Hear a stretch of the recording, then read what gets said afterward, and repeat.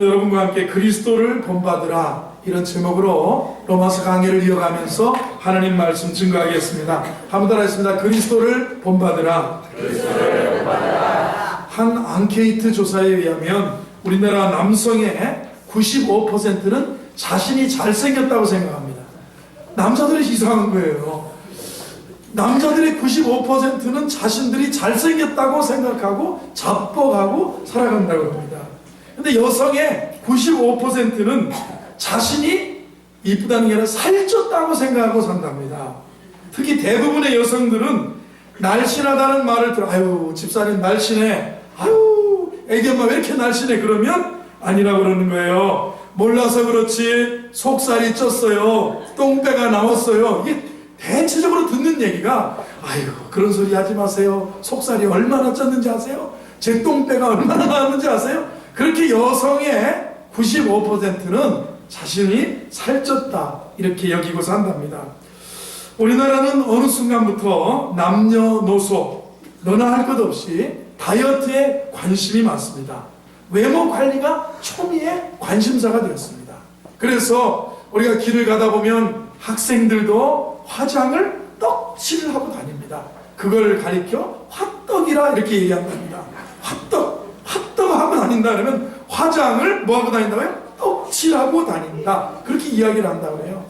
보세요, 아이들 정말 꽃피고 예쁜, 정말 아주 청춘의 꽃이 피어야 될 그 나이에는 이미 화장떡이 올라서 잡티와 모공에 이게 뭡니까, 이 버섯이 펴서 한번 분장을 지우고 나면 남자나 신랑 앞에 얼굴을 내밀지 못하는 그런 모습을 하게 되도록 이렇게 예쁜 나이에 왜 화떡을 하고 다니느냐, 선생님들도 지적을 해도 애들은 말릴 수가 없다고 합니다.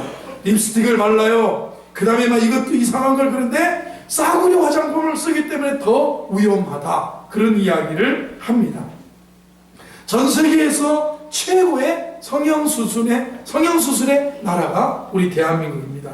리모델링 하는 수준을 넘어서 재건축한다 그러죠. 얼굴 재건축, 얼굴 리모델링이 아니라 재건축을 하는 그런 나라라는 거예요. 성경은 뭐라고 얘기합니까? 사람의 외모보다 성품과 인격을 중요시하는 것을 보게 됩니다. 사무엘상에서 그랬습니다. 사람은 외모를 보거니와 나 여호와는 사람의 마음을 보신다, 중심을 보신다 그랬어요. 올해 대기업에서 상반기 신입사원 공채 채용을 시작하면서 종전보다 선발의 기준이 달라졌다고 매스컴에서 보도가 됐습니다. 그동안에는 학점이다, 어학점수다, 스펙에 중심을 두고 스펙의 관점에서 사람들을 뽑았는데, 비중을 두었는데 지금은 인문 교양을 중시하는 특징이 나타나고 있다는 거예요. 단순한 자격증보다는 사람됨에 비중을 둔다, 그 사람의 인격에 비중을 둔다, 그 사람의 품성과 자질이고 그 사람의 인문학적 소양, 인간을 이해하고 세상을 이해하고 공동체를 이해하고 사회를 이해하고 국가를 이해하는 인문학적인 소양의 품성에 더 비중을 둔다, 그런 이야기를 하고 있습니다. 역사의 유행은 이처럼 계속 반복적인 순환으로 이어집니다. 흘러가는 거예요. 19세기 산업사회 이후부터 실력과 경력이 중시됐어요. 스펙이 중시되었다가 이제는 다시 뭐로 돌아갑니까? 인격과 성품을 우선시하는 것을 우리가 느끼게 되는 거예요. 교회마저도요, 한때는 목회자를 1대 목사님이 은퇴를 하시면 2대 목회자를 청빙할 때 목사님의 학벌을 우선시했습니다. 목사님의 학위가 어디까지 있는가, 석사학위는 있는가 하다가 이제는 박사학위도 한국서 받았느냐 외국서 받았느냐 중시했습니다. 그런데 이제는 다시 돌아왔습니다. 성품과 영성이라는 내실에 초점을 맞추기 시작했습니다. 우리는 자신의 성품을 더 아름답게 가꾸며 살아가는 믿음의 종들이 되어야 될 줄로 믿습니다. 인격이 바로 실력인 시대를 살아가고 있어요. 자, 요마서를 통해서 예수 믿는다고 하는 거, 예수 믿고 구원받는다고 하는 거, 구원의 도리, 구원의 진리에 대해서 우리가 들었습니다. 예수 믿으면서 우리가 구원받아요. 그러면 구원받은 성도는 이렇게 산다는, 구원받고 난 자의 삶을 다루는 로마서의 후반부를 우리가 배우면서 말씀으로 은혜를 받고 있습니다. 자신의 성품이 아름답게 가꾸어질 수 있도록 건강한 자화상을 갖고 살아갈 수 있는 인생이 건강한 인생인 줄로 믿습니다. 여러분, 우리가 예수님을 본받아야 되고, 우리가 예수님을 본받아서 가꿔야 될 성품이 무엇인지를 계속 우리가 이 로마서의 후반부에서 듣고 있어요. 우리가 예수님을 믿고 예수님을 본받아서 힘써 해야 될 일이 무엇이냐, 힘써 개발해야 될 성품이 무엇이냐, 그리스도 예수를 본받으라, 이런 말씀이에요. 한번 따라하겠습니다. 그리스도 예수를 본받으라. 그리스도를 본받으라. 여기 좀 예수님 본받으세요 해보세요. 자, 오늘 로마서 15장을 통해서 세 가지를 생각해 보기를 원합니다. 먼저 예수님께서 오늘 로마서 15장 1절부터 13절은 우리가 그리스도를 본받는 우리의 성품에서 첫 번째 꽃이 피어야 될 것은 뭐냐면 약자를 배려하는 성품이라는 거예요. 먼저 15장 1절을 같이 읽어봅니다. 1절 시작. 믿음이 강한 우리는 약점을 감당하고 자기를 기쁘게 하지 아니하리라. 자, 먼저 우리는 믿음이 강한 자가 돼야 돼요.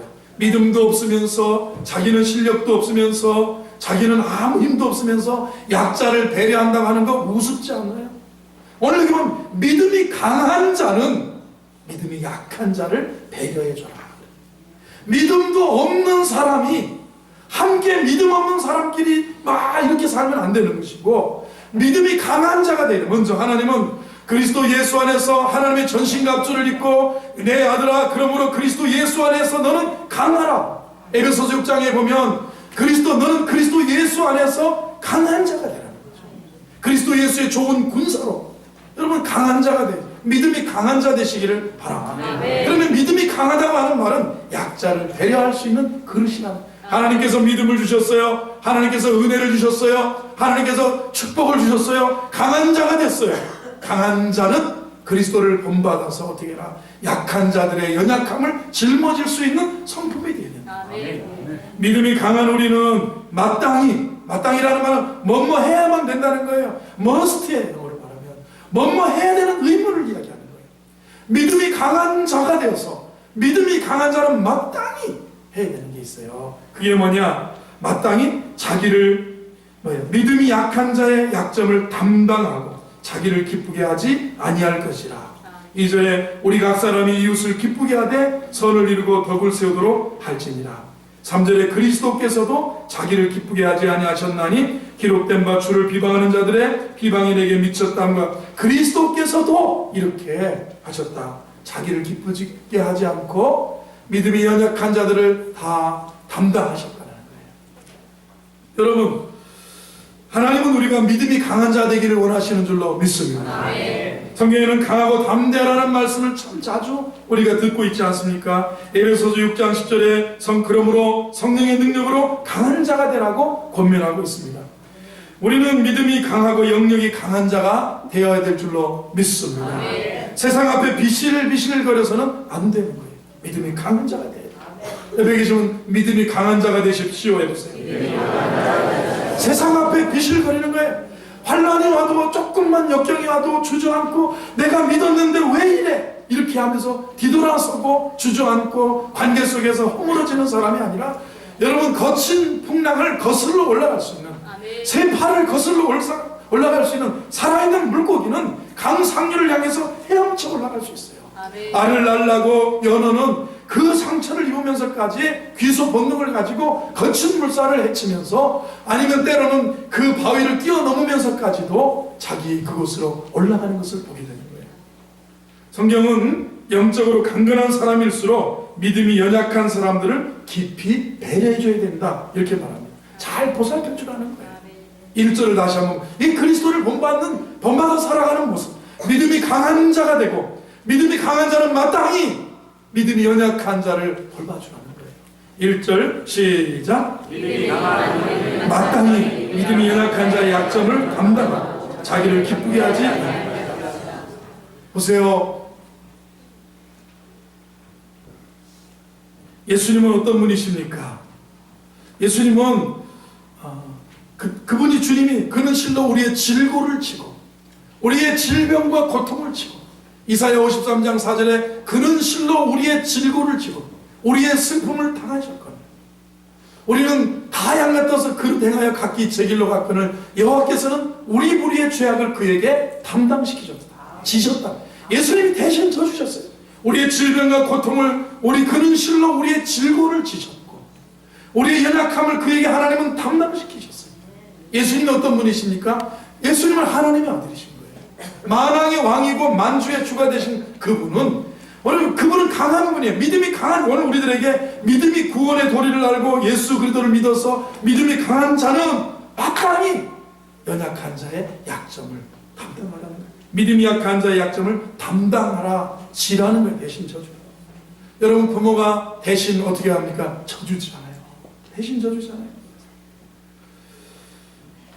2절을 다 같이 보겠습니다. 그래서 이제 있는 자일수록 없는 자를 배려해야 되고 강한 자일수록 약한 자를 돌보라는 그런 요체, 그리스도를 본받는다는 삶이라는 2절 시작. 우리 각 사람이 이웃을 기쁘게 하되 선을 이루고 덕을 세우라는 거예요. 선을 이루고 덕을 세우라. 선이란 이웃의 유익을 말합니다. 덕이란 모두의 유익을 말하는 겁니다. 덕이란 거 먼저 하나님 앞에 선하고 자기 자신한테 선하고 이웃에 대해서도 선한 것이 덕이라는 거예요. 이 세 관계가 합쳐져서 온전해질 때 이것을 덕이라고 말할 수 있어요. 그러므로 교회는 미덕이 있어야 돼요. 아름다움이 있어야 돼요. 아멘이시죠? 네. 여러분 옆에 계신 덕을 세우는 성도 되시기 바랍니다. 그래요. 우리가 믿음이 강한 자는 그리스도를 본받는다고, 우리가 이 믿음의 공동체 안에서 예수 믿고 구원받은 우리가 어떻게 살아야 될지를 이야기할 때 믿음이 강한 자가 되어야 된다.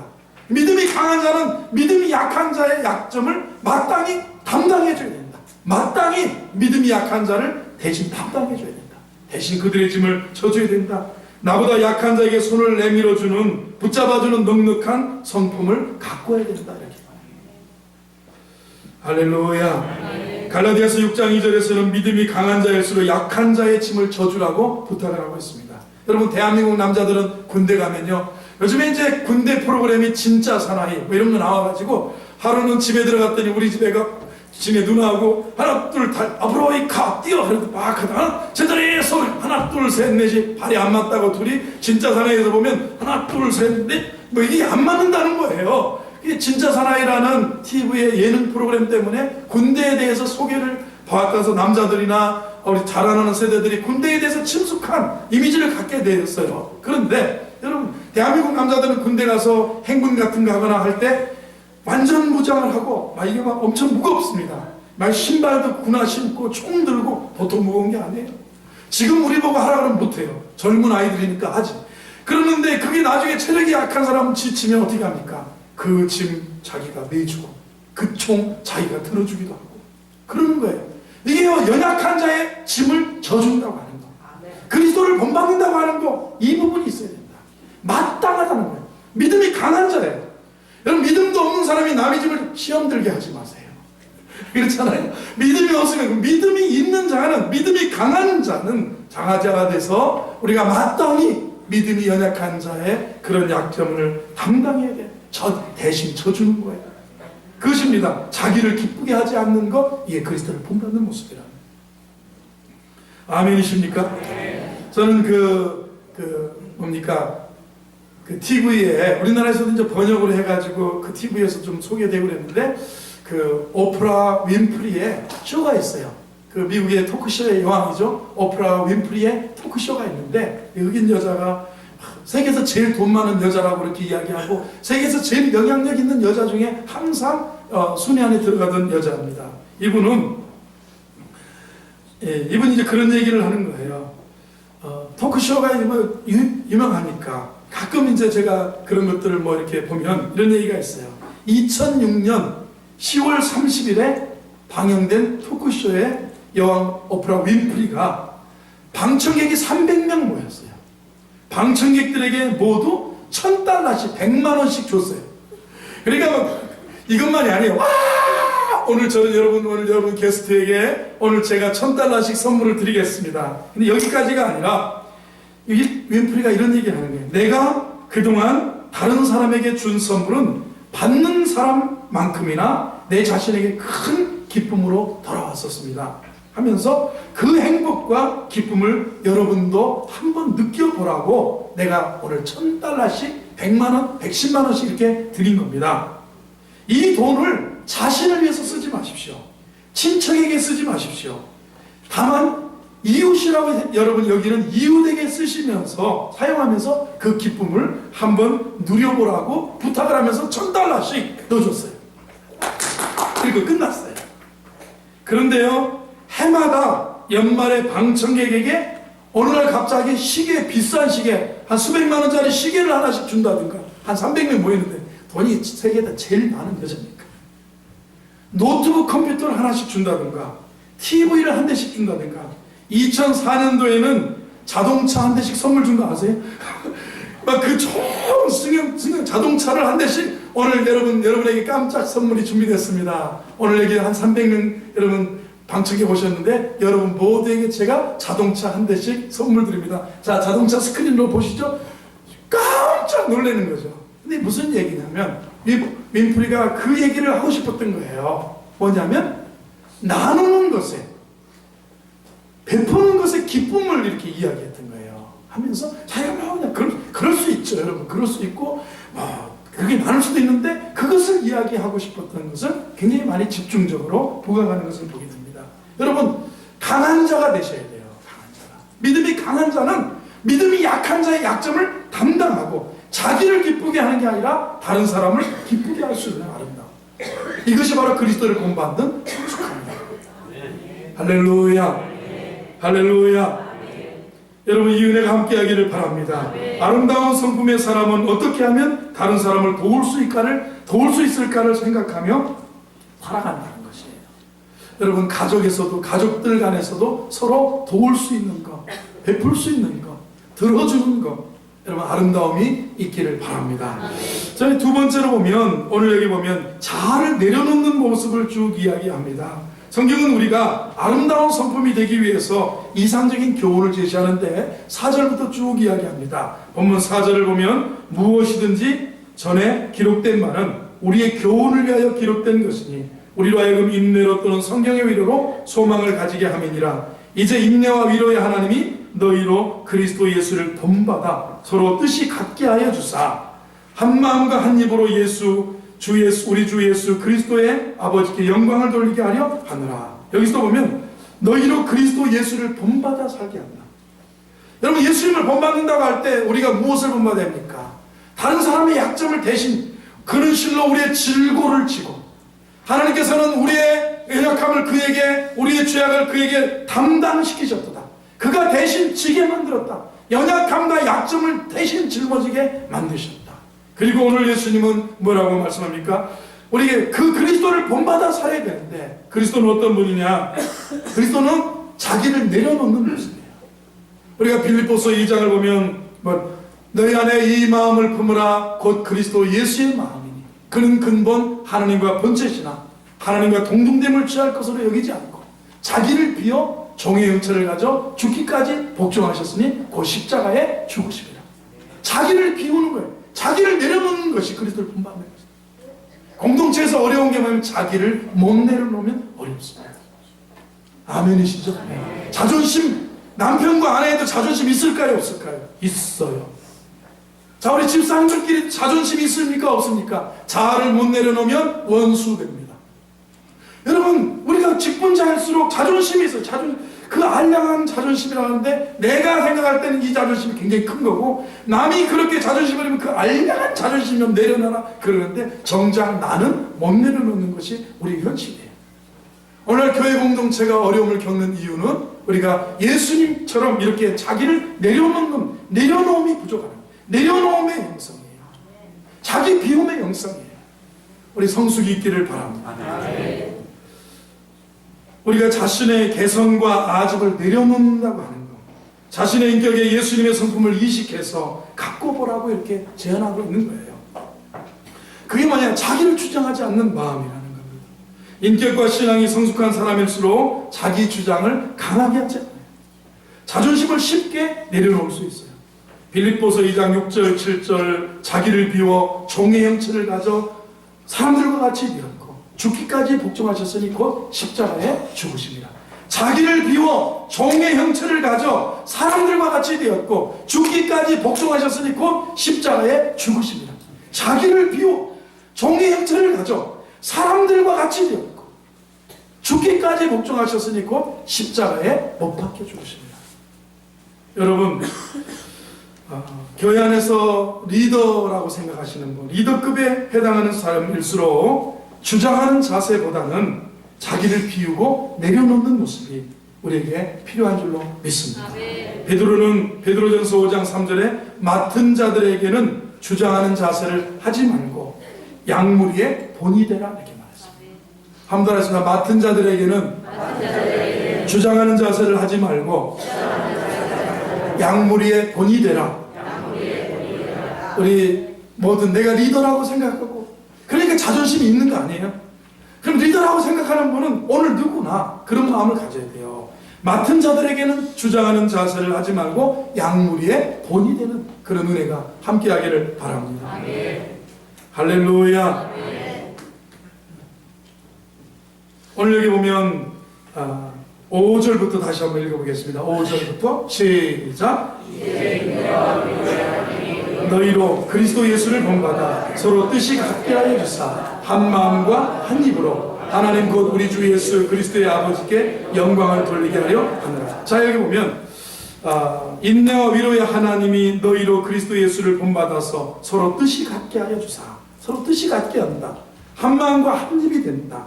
우리 주 예수 그리스도의 아버지께 영광을 돌리게 된다. 이런 말씀이 있는데 우리가 주님의 성품을 본받는, 그리스도를 본받는다고 할 때 우리가 무엇을, 약자를 배려하는 마음, 그게 필요한 거죠.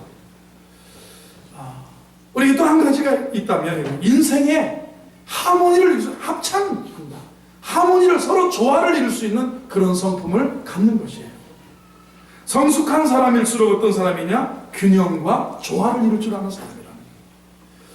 현대 리더십에서는 훌륭한 리더가 되기 위한 조건으로 과학의 용어를 빌어서 우리 청년들도 이야기할 때 제 케미가 좋다, 케미스트리가 좋다, 화학이라는 얘기죠. 왜냐하면 어떤 조직이나 단체에 들어가서 자기를 잘 용해시키면서 조화를 이루어내는 성품인데 그게 안 돼. 케미가 안 좋다 그러면 쟤는 어디 들어가서 어떤 단체나 조직에 들어가서 자신을 용해시키고 자신을 거기에 조화를 시켜서 융화를 시켜서 자기가 한 덩어리로 돼서 한 공동체에서 발전하고 성장해서 나갈 수가 없는 거예요. 하도 독특해. 하도 튀는 거예요. 하도 유별난 거예요. 우리 말로 지랄 같은 거예요. 그래서 융화가 안 돼. 케미가 안 좋은 사람이에요. 케미스트리가 안 좋은 사람이에요. 여러분, 어떤 조직이나 단체에 들어가서 자기를 잘 용해시키는 것, 조화를 이루어내는 성품, 이런 거 가지라는 거예요. 성숙한 사람일수록 어떤 분위기나 상황에서 죽을 잘 맞추어서 서로 조화와 융화를 이룰 수 있다는 거예요. 공감대를 이루며 살아간다는 거예요. 공통분모를 찾아간다는 거예요. 그러나 미성숙한 사람일수록 어떤 사람입니까? 불화를 조장하고 있습니다. 성숙한 사람일수록 융합과 조화를 잘 이룬다는 거예요. 여러분, 어떤 사람입니까?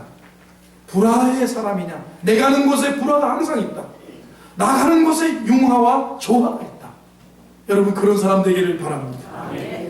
이 유전 피터슨이 쓴 메시지 성경에는 5절과 6절을 절묘하게 이 단어로 그냥 절마다 번역한 게 아니라 이렇게 융합해서 번역을 했는데 뭐라고 번역했냐면 이렇게 했어요. 여러분도 서로 사이좋게 지내기를 바랍니다. 그리스도를 본받아서 여러분도 서로 사이좋게 지내기를 바랍니다. 그럴 때 우리는 합창대가 될 것입니다.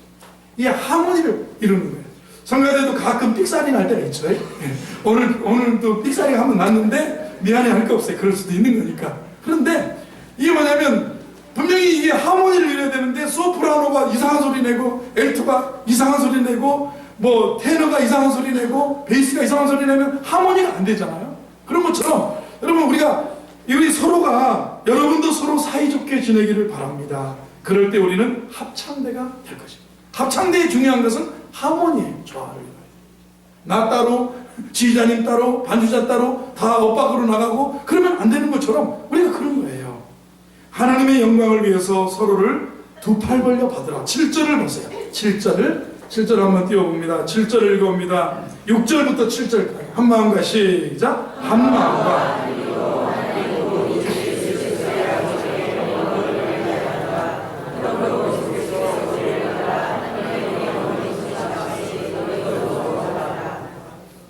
한 마음과 한 입으로 하나님 우리 주 예수 그리스도의 아버지께 영광을 돌리고 한 마음과 한 입.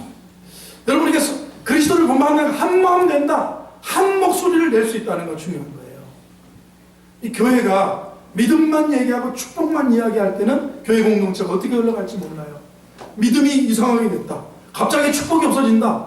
갑자기 고난이 온다. 그러면 교회가 어려울 수 있어요. 사실은 무엇이냐? 그리스도를 본받는다고 이야기할 때 한 마음과 한 입으로 우리가 서로 이렇게 받아들이고 7절을 보면 그러므로 그리스도께서 우리를 받아 그리스도를 본받는다는 할 때 그리스도도 우리를 받아주셨어요. 여러분 저를 누가 받아주시겠어요? 여러분 성품을 누가 받아주겠어요? 주님이 나니까 받아주시지. 그렇잖아요. 여러분 교인이 나를 안 받아준다 그거 할 거. 주님은 받아주세요. 그런데 우리는 뭐냐면 내가 믿음이 강한 자라면 믿음이 연약한 자를 받아줄 수 있어야 돼요. 그를 대신 짐져줄 수 있어야 되고 그들과 함께 하모니를 이룰 수 있어야 되고 그들을 어떻게 해야 됩니까? 정말 함께 융화해 나갈 수 있어야 되고 여기 7절을 보면 그러므로 그리스도께서 우리를 받아 하나님께 영광을 돌리신 것 같이 너희도 서로 받으라. 그리스도를 본받는 왜 못 받냐는 거예요. 여러분도 가끔 목사를 잘 받아주셔야 돼요. 아멘? 절대 나는 목사님 못 품는다 그러면 안 되지. 목사도 성도를 잘 품어야 되잖아요. 그렇죠? 장로님들이 목사님을 못 품어가지고 막 울그락불그락하고 싸우는 교회들이 있죠. 목사도 장로를 품어야 돼요. 그런데 못 품는 왜 서로? 당신을 누가 받아줬어요? 장로님이 받아준 거 아니에요. 당신을 누가 받았어요? 그리스도가 여러분을 받아준 것처럼. 그리스도가 여러분을 너희도 서로 받아주라. 이게 성숙한 거예요. 이게 그리스도를 본받는 모습이에요. 여러분 옆에 주님 안에서 형제고 자매입니다 해보세요. 시작. 당신은 주님 안에서 형제고 자매입니다. 너희도 서로 받으라. 서로 받으라. 아무튼 서로 받아주셔야 됩니다. 시작. 서로 받아주셔야 됩니다.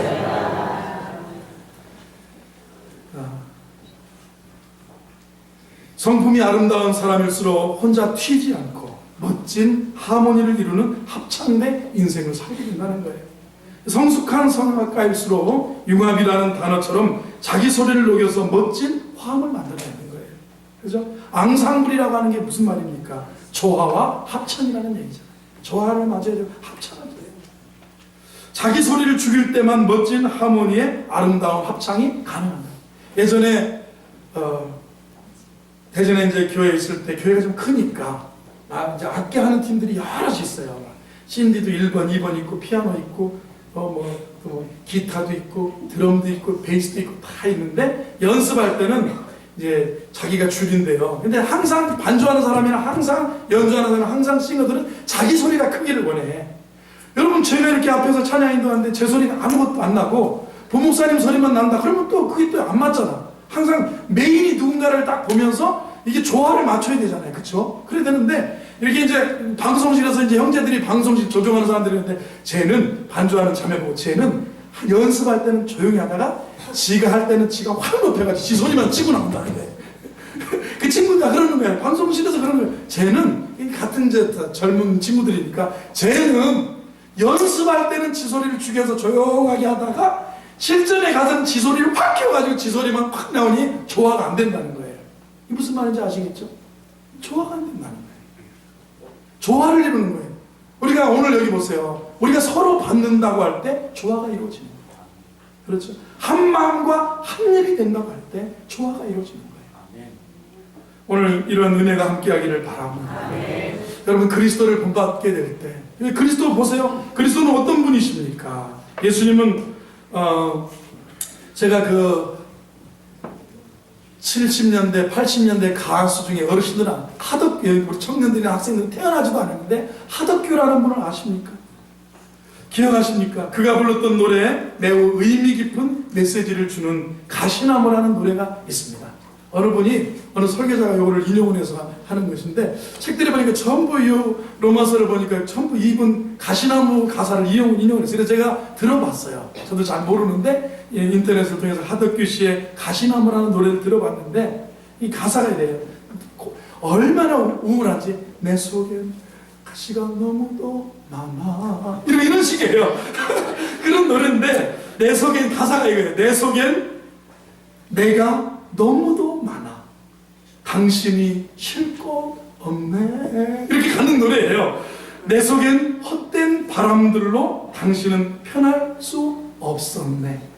바람만 불면 그 메마른 가지 서로 부딪히며 울어대고 쉴 곳을 찾아 지쳐 날아온 어린 새들도 가시에 찔려 날아가고 이게 가시. 내 속엔 내가 너무도 많다는 거예요. 가시가 너무 많다는 거예요. 그러니 남이 들으려면 쉴 곳을 찾아 내 나무 가시나무에 왔는데 새들도 이 가시에 찔려서 도망간다는 거예요. 쉴 곳을 찾아 지쳐 날아온 어린 새들도 가시에 찔려 날아가고 하는데 이 노래가 이게 뭐냐면 가시나무라는 그런 이 노래예요. 이분이 신앙인이고 장로님 되셔가지고 간증도 하러 다니시더라고요. 그런데 대단히 철학적이고 신앙 고백적인 그런 노래예요. 우리가 다른 사람과 잘 어울리지 못하는 근본 요인이 뭡니까? 내 성격 안에 가시가 너무 많아서. 가시가. 내 속에 있는 가시 때문에 여러 사람을 아프게 하고 상처를 주고 힘들게 하는 거예요. 그런데 오늘 그리스도가 가시 많은 너를 받으신 것처럼 너희도 서로 받으라. 실제로 그러잖아요. 그리스도께서 우리를 받아 하나님께 영광을, 하나님이 나를 받으셨어요. 예수님이 나를 받으셨어요. 나 같은 성질 개팍한 우리를 받으셨어요. 그리스도가 너희를 받아서 하나님께 영광 돌린 것처럼 너희도 서로 받으라. 왜 못 받고 왜 용서하지 못하고 왜 가시처럼 찌르느냐. 교회 구원받은 자는 그리스도를 본받는다고 말할 때 서로 받아줄 수 있는 것, 이거 본받는 것이 필요해요. 아멘. 아멘. 서로 본받아야 돼. 서로 받아야 돼요. 서로 받으라. 수용하는 태도죠. 예수님은 어떻게 수용하십니까? 수고하고 무거운 짐진 자들아 다 내게로 오라. 내가 너희를 쉬게 하리라. 나는 마음이 오냐고 겸손하니 나의 멍에를 메고 내게 배우라 그랬어요. 예수님은 다, 여러분, 저와 여러분은 사람은 못 받을 사람들일 수 있어요. 사람이 아닐 수 있어요, 가끔. 그런데 주님은 우리를 받아주셨잖아요. 저와 여러분을 받아주셨어요. 그리스도께서 너희를 받아 하나님께 영광을 돌리신 것처럼 너희도 서로 받으라 이렇게 말합니다. 한번 너희도 서로 받으라. 이렇게 딱 놓고 그룹을 짓고 끼리끼리만 커피 마시고 끼리끼리만 밥 먹고 끼리끼리만 놀러가고 벚꽃도 끼리끼리만 가고 그러면 안 되죠. 우리가 서로 받으라 이렇게 말합니다. 오늘 우리 한국 사회 일본의 이지메 문화가 우리 한국 사회 학생들에게 얼마나 힘듭니까?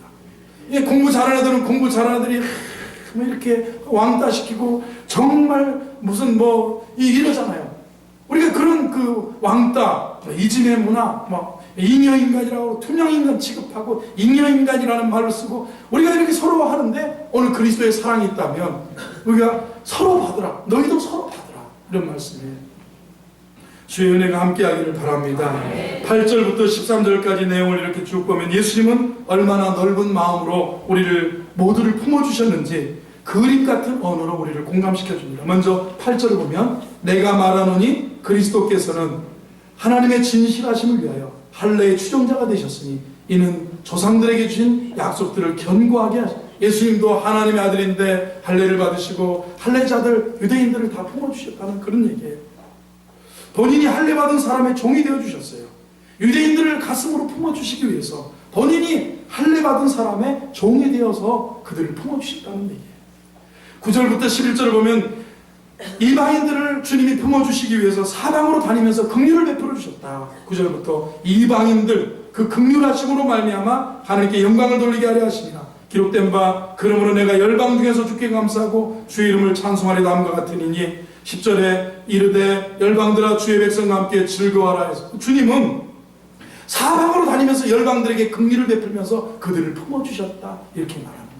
이 뉘앙스를 우리가 한번에 좀 그런데 사방으로 다니면서 긍휼을 베푸셨잖아요. 병자를 고치시고 그는 우리의 질고를 지고 하나님께서 우리 무리의 죄악을 그에게 그분이 대신 짊어지게 하셨다. 그분이 우리에게 긍휼을 베풀어 주셨다는 거예요.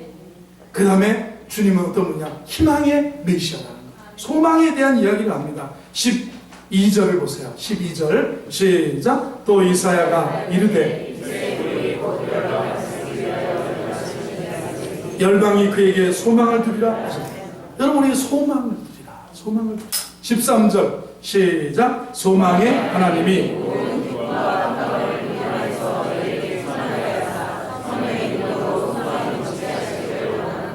자, 우리가 이 그리스도를 본받아 살아가는 우리는 소망을 하나님께 두고 살게 되는데, 열방이 그에게 소망을 두리라. 우리도 소망을 하나님께 두고 살아가는 저와 여러분 되기를 바랍니다. 이 세상의 소망이 아니에요. 하나님은 소망의 하나님. 그리스도를 본받고 사는 우리는 소망의 하나님입니다. 소망의 하나님이 축도와 같은 내용이에요. 소망을 하나님께 두면 모든 기쁨과, 13절을 보면 이 모든 기쁨과 평강을 믿음 안에서 너에게 충만하게 하사 성령의 능력으로 소망이 넘치게 하시기를 원하노라. 우리가 누리는 축복입니다. 기쁨과 평강과 성령의 능력과 소망이 넘치게 됩니다. 이 그리스도를 본받아서 우리가 살아간다면, 이 소망이 하나님께 우리의 소망을 두고 살아간다면 우리가 누리는 축복이 무엇이냐? 이 모든 기쁨이 있어요. 남을 섬기고 약자들의 짐을 대신 지고 살아갈 때 기쁨이 있어요. 얼마 전에 지하철을 타고 서대문을 갔다 올 일이 있었어요. 캐나다 대사관에 볼 일이 있어 갔다 오는데 이렇게 앉아 있었어요. 한 11시쯤에 오는데 자리에 자꾸 앉아 있는데 어떤 할머니가 딱 있는데, 제가 앉으면 자거든요. 잠자려면 눈을 딱 떠보니까 어떤 할머니가 서 있어요. 서 계셔요. 그래서 벌떡 일어나가지고 앉으세요. 앉았더니 우리 집사람이 옆에 앉았다가 이렇게 웃더라고요. 웃더니 좀 있다가 어떤 여자분이, 젊은 여자분이 탔는데 이렇게 눈 뜨고 이렇게 보더니 여기 앉으세요 그러는 거예요. 임산부인지 몰랐어요. 이렇게 보니까 이 여자분이 젊은데 이 배가 좀 나왔어요. 근데 기분이 좋아요. 왜 기분이 좋을까요? 이 선을 행하면 사람은 기뻐요. 약한 자의 이 약점을 담당하면, 대신 짊어지면 기쁜 거예요. 그거 아시죠? 버스에서 자리 양보하는 사람이 기쁠까요? 앉아서 자는 척하는 사람이 기쁠까요? 벌떡 일어나는 사람이 기쁩니다.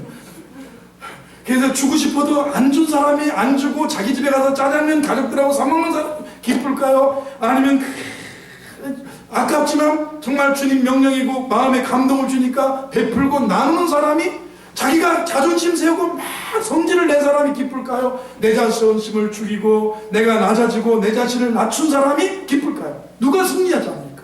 누가 평안합니까? 어떤 기쁨을 누가 주죠? 이 모든 기쁨을, 이 평강을, 이 성령의 능력을, 그리고 이 소망이 너희들에게 넘치게 하신다.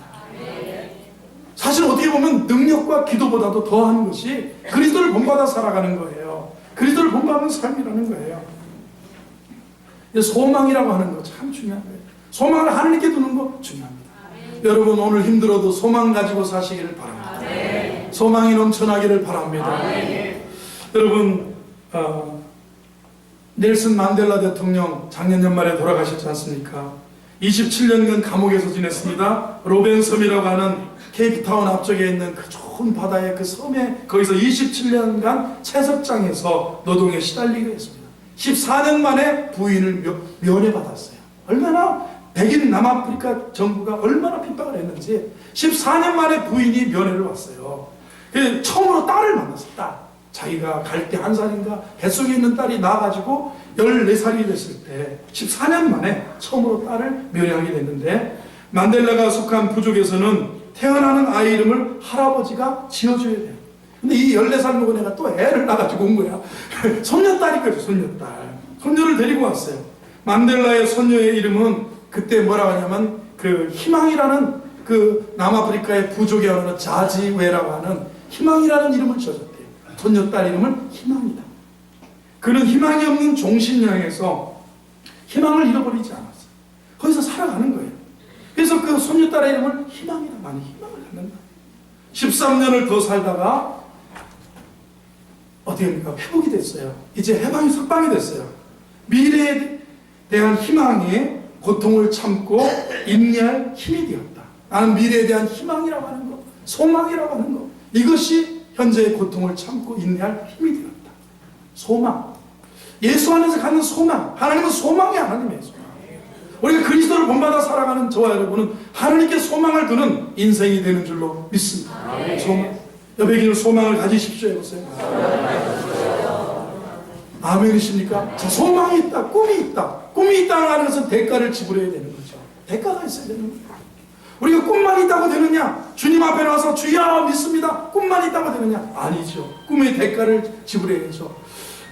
우리가 그 처음에 우리나라도 지금 K-팝 스타, 슈퍼스타 K 뭐 이런 거 하면서 슈퍼스타 K, K-팝 스타 이러면서 우리나라에 재능 있는 그 꿈나무들을 이렇게 키우고 그러지 않습니까? K-팝 스타를 보면서 아이들이 열광을 하고 좋아하는데 제일 먼저 유명했던 사람이 브리튼스 갓 탤런트 해가지고 이 폴 포츠라고 기억하시죠?